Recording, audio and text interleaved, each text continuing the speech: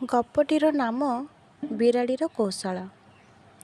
ଗୋଟିଏ ବଡ଼ ଓକ୍ ଗଛ ଅଗରେ ଇଗଲଟିଏ ତା ପିଲାଙ୍କ ସହ ବସା କରି ରହୁଥାଏ। ସେହି ଗଛର ଗଣ୍ଡିରେ ଥିବା କୋରଡ଼ରେ ବିରାଡ଼ିଟିଏ ତାର ପରିବାର ଧରି ମଧ୍ୟ ରହୁଥାଏ ଏବଂ ଗଛମୂଳେ ଘୁଷୁରିଟିଏ ରହୁଥାଏ। ବିରାଡ଼ିଟି ଭାରି ଚତୁରୀ, କଥାରେ ତାକୁ ପାରିବା ସହଜ ନୁହେଁ। ଦିନେ ଇଗଲ ପାଖରେ ପହଞ୍ଚି ସେ ତାକୁ କହିଲା, ହେ ମୋର ପଡ଼ୋଶୀ ବନ୍ଧୁ, ବଡ଼ ବିପଦ ଦେଖାଗଲାଣି। ଇଗଲଟି କିଛି ବୁଝି ନପାରି ପଚାରିଲା, କଥା କ'ଣ? ଭଲ କରି କହୁନ, କି ବିପଦ? ବିରାଡ଼ି କହିଲା, ଗଛମୂଳେ ରହୁଥିବା ଘୁଷୁରିଟି ବଡ଼ ବଦମାସ। ପ୍ରତିଦିନ ତା ମୁଣ୍ଡରେ ସେ ଗଛମୂଳ ଖୋଳୁଛି। ଗଛମୂଳର ଚେରଗୁଡ଼ିକ ଦୁର୍ବଳ ହୋଇଗଲେ ଗଛଟି ଉପୁଡ଼ି ପଡ଼ିବ, ତେଣିକି ଆମେ ସମସ୍ତେ ମରିବା ସିନା। ଇଗଲ କହିଲା, ସତ କଥା, ତେବେ କ'ଣ କରିବା? ତାକୁ ମନା କରିବା କି? ବିରାଡ଼ି କହିଲା, ସେ କ'ଣ ମାନିବ? ଗଛଟି ଉପୁଡ଼ି ପଡ଼ିଲେ ତମ ଛୁଆଙ୍କୁ ମୋ ଛୁଆଙ୍କୁ ଖାଇବାକୁ ତାର ଏତେ ଫନ୍ଦି ଫିକର। ଏହା ଶୁଣି ଇଗଲ ବଡ଼ ଚିନ୍ତିତ ହେଲା। ବିରାଡ଼ି ପୁଣି କହିଲା, ମୁଁ ଭାବିଛି ଦିନରାତି ଘରେ ରହି ତା କାର୍ଯ୍ୟକଳାପକୁ ନଜର ରଖିବା ଉଚିତ।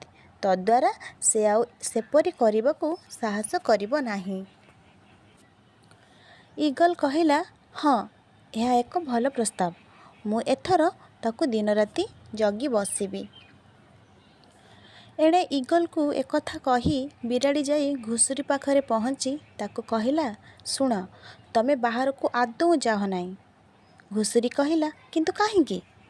ବିରାଡ଼ିଟି କହିଲା, କାରଣ ସେଇ ଇଗଲଟି ତା ଛୁଆମାନଙ୍କୁ କହୁଥିଲା ଯେ ତମ ଭଳି ମୋଟାମୋଟି ଘୁଷୁରିଟି ତା ପିଲାଙ୍କ ପାଇଁ ଭଲ ରାତ୍ରି ଭୋଜନଟିଏ ହେବ।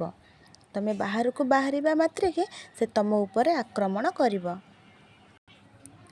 ଏମିତି ଭାବରେ ବିରାଡ଼ିଟି ଦୁଇଜଣଙ୍କୁ ଭିନ୍ନ ଭିନ୍ନ କଥା କହି ଚୁପଚାପ ନିଜ ଘରକୁ ଫେରି ଆସିଲା। ଇଗଲ ଆଉ ତା ବସାରୁ ବାହାରିଲା ନାହିଁ କି ଘୁଷୁରି ମଧ୍ୟ ତା ଜାଗାରୁ ପଦାକୁ ଗଲା ନାହିଁ। ଏମିତି ହେଇ ହେଇ 2-4 ଦିନ ଗଲା। ଖାଦ୍ୟ ବିନା ସେମାନେ ଆସ୍ତେ ଆସ୍ତେ ଦୁର୍ବଳ ହୋଇଗଲେ। ସେଇଠୁ ବିରାଡ଼ିଟି ଅକ୍ଳେଶରେ ସେମାନଙ୍କୁ ମାରି ତା ପିଲାଙ୍କ ସହ ଖାଇଗଲା। ସେଥିପାଇଁ କଥାରେ ଅଛି, ଦୁଷ୍ଟ ଲୋକଙ୍କ ଠାରୁ ଦୂରେଇ ରହିବା ଉଚିତ। ସେମାନେ ମୁହଁରେ ମିଠା କଥା କହି ନିଜର କାର୍ଯ୍ୟ ହାସଲ କରିବାକୁ ଅପେକ୍ଷା କରିଥାନ୍ତି।